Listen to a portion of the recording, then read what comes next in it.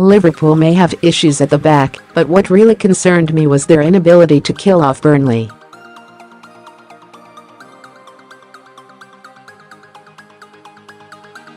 All their dominance and creativity produced 35 shots, but just one goal.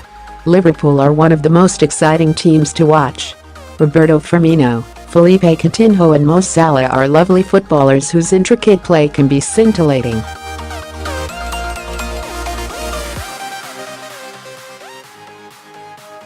They share the goals around the team. You are not going to get a golden boot contender from the side. But against teams like Burnley who defend resolutely, Liverpool need a ruthless goalscorer to put the game to bed.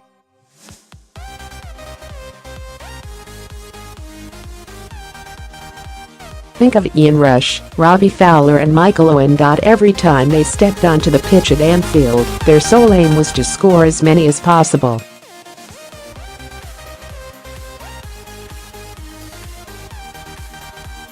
I do not see the same selfish streak in players like Firmino, while Daniel Sturridge is lacking in confidence.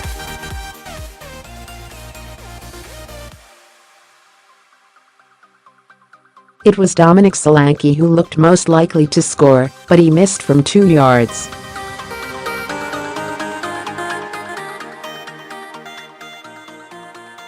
This is a recurring theme for Jurgen Klopp. As our graphic below shows, of last season's top 6, Liverpool had the worst record against teams in the bottom half.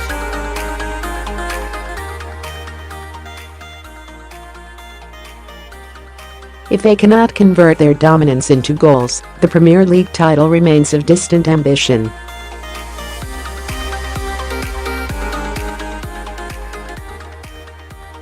When a new manager arrives at a football club, you normally see the players run their socks off in a bid to impress him.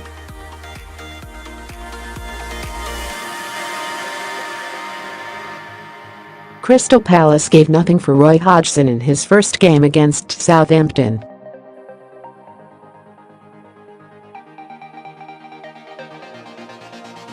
Of course, Palace are desperately low on confidence, but they lacked ideas. There was no intelligence in any of their play.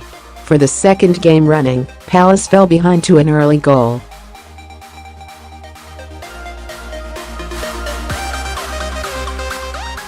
But at least against Burnley they responded by creating chances.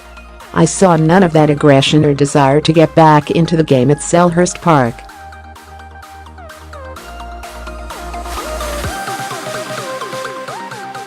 Up front, Christian Benteke was bone idle. He offered no movement and failed to close down when Palace did not have the ball.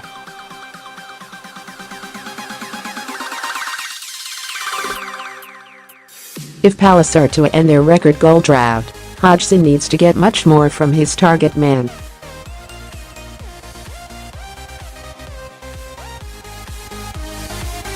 Ruben Loftus-Cheek was the only shining light in a thoroughly uninspiring performance.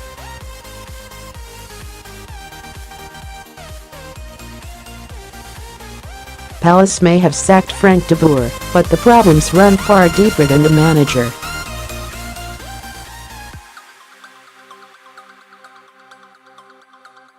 It's neck and neck in Manchester. It's remarkable that the Manchester clubs boast identical records atop the Premier League.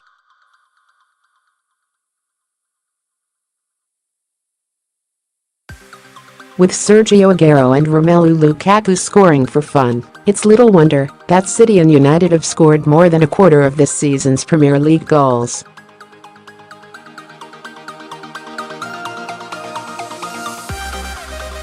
There is a long way to go, but it is already shaping up to be a battle between Jose Mourinho and Pep Guardiola for the title.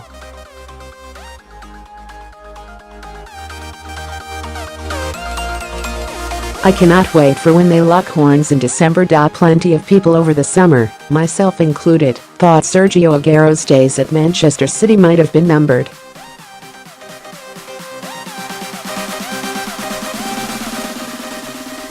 There were question marks over whether he could lead Pep Guardiola's pressing game, and it seemed Alexis Sanchez was waiting in the wings to replace him.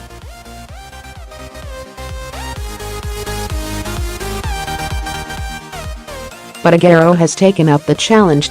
He is covering more ground than at the same stage last season and is more efficient in front of goal.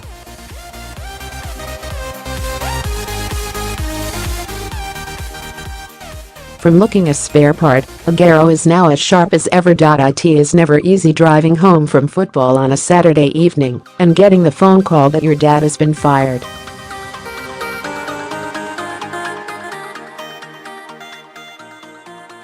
I don't think Dad was given the time he deserved at Birmingham, but unfortunately, that's modern management.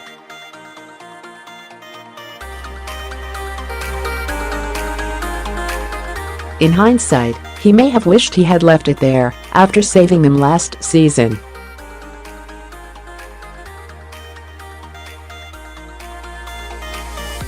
But he loved the city and the fans and was determined to win promotion for them.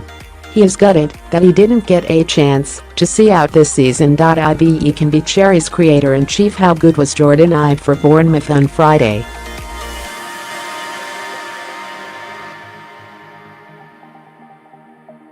And how frustrating is it that it has taken this long for him to show what he can do without him? Bournemouth were going nowhere, and a fifth straight defeat was on the cards.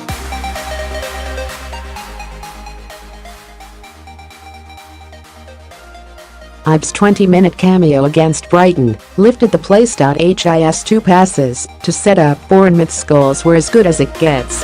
They are assists we see from Kevin De Bruyne every week, and Ibe's challenge is to become his side's creator-in-chief.